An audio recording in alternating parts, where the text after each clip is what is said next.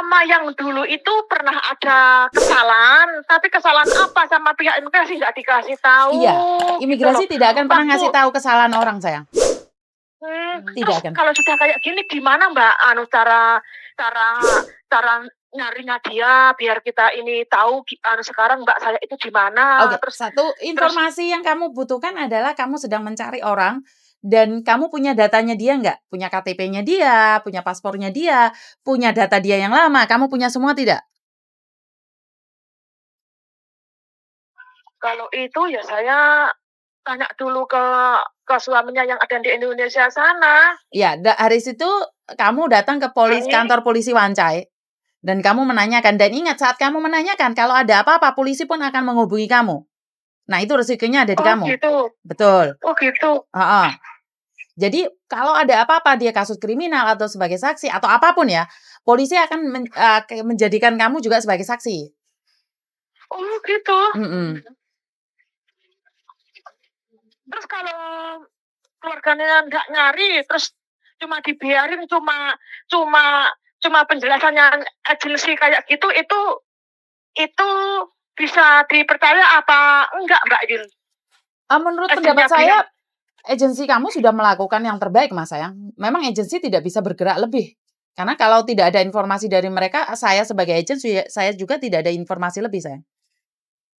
Lah itu, makanya kan majikannya yang terakhir mau ngambil dia itu sudah telepon imigrasi, sudah telepon KJRI. Tidak akan diberikan informasi, sayang. Nah, betul. Itu mau saya jamin ataupun apa, tidak tapi pihak imigrasi tidak bisa. Enggak bisa ngasih si anak ini. Tidak gitu bisa. Loh. Tidak bisa.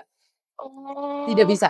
Karena sekali lagi hukum di Hong Kong itu sangat privat sekali, kecuali kakakmu sendiri yang mau cerita.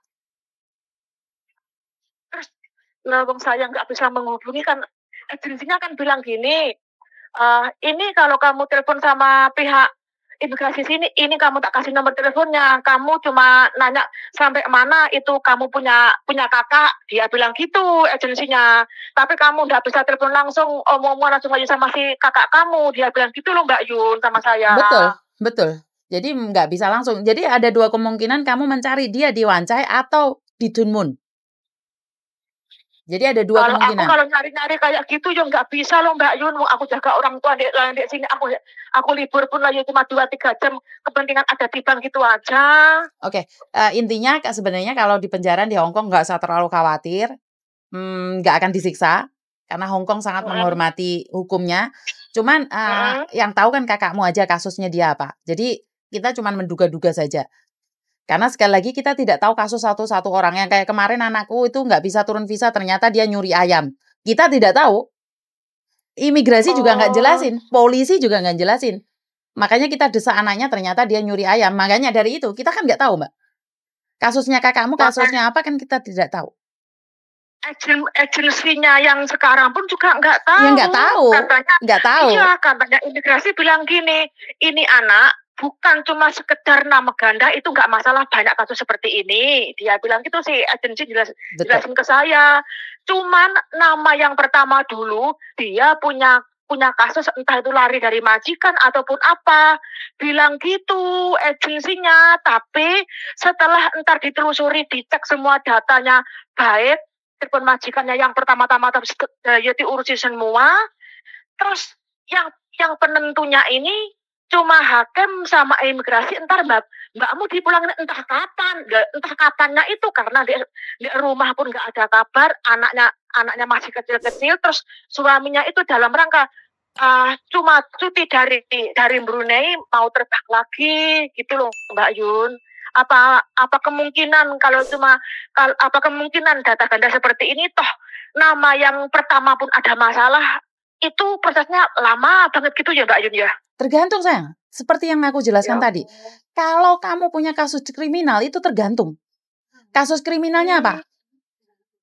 Paham nggak maksudku? Kasus kriminalnya itu mencuri, kasus kriminalnya money laundry, kasus kriminalnya itu kabur jadi overstay, atau kasus kriminalnya itu memukul. Kita kan tidak tahu. Jadi satu-satu kasus kita tidak tahu.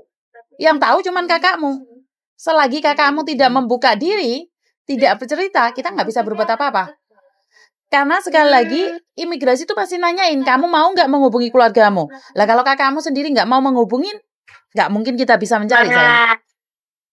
Oh gitu. Jadi ingat, kita tidak bisa mencari orang yang menghilang, tapi kita bisa mencari orang yang hilang. Karena orang yang hilang, dia akan mencari jalan keluar untuk mencari kita. Iya. Tapi orang yang menghilang, yang tidak ingin orang tahu, dia tidak akan ngasih informasi apapun. Jadi intinya nggak usah khawatir, berdoa aja. Sampai sekarang itu nggak ada kabar. Sudah berapa lama? Jadi ya tanggal 11 kemarin, ya tanggal 11, 2 minggu ini Mbak Yun, sampai sekarang belum ada kabar. Tapi agensi kalau ditanyain ya cuma seperti itu jawabannya. Oke, penentunya kamu punya data lengkap nggak? Sama imigrasi. Kamu punya data lengkap nggak? Kalau kamu punya data lengkap, aku kasihkan nomornya KJRI, kamu hubungi secara langsung. Karena nomor ini bisa connect langsung ke KJRI. Tapi kamu jangan memberikan nomor siapa-siapa, nomor ini ke siapa-siapa, intinya seperti itu. Tak kasih nomornya KJRI, connect-kan langsung sama KJRI. Kalau nomor ini tak kasihkan suaminya, dia gimana? Karena oke, nggak apa-apa wes, biar suaminya yang menghubungin KJRI. Dan biar kan ada kakak, semuanya kan jelas. Jadi biar suaminya menanyakan aja. Ya, biar suaminya sendiri yang ngomong. Karena dokumen itu kan otomatis yang tahu kan suaminya. Saya ini kan cuma adik keponaan gitu loh Mbak. Jadi setiap hari saya ini lagi ditanyain bingung. Terus saya ini mau mengadu kemana. Setiap hari tanya ke agen cuma itu aja. Terus aku punya inisiatif kan Mbak Yun, setiap hari kan live apa itu ada mbaknya yang jatuh apa segala macam. Belum mungkin justru rasa lah ya kesini biar ada solusi sedikit kan, setidaknya kan ada titik terang gitu loh Mbak Yun kan. Aku walaupun di sini kan nggak pernah libur, nggak pernah apa, jadi nggak tahu sama sekali gitu loh. Jadi intinya sekarang kamu suruh suaminya hubungin aku aja. Setidaknya kita ada basic informasi aja. Nah, oke. Jadi ini nanti WhatsApp-nya Mbak Yuni ini tak kasihkan ke suaminya kakak saya ya Mbak Yun ya. Oke, siap. Oke. Iya, terima kasih ya Mbak Yun ya. Yo, bye-bye. Atas infonya ya, bye-bye.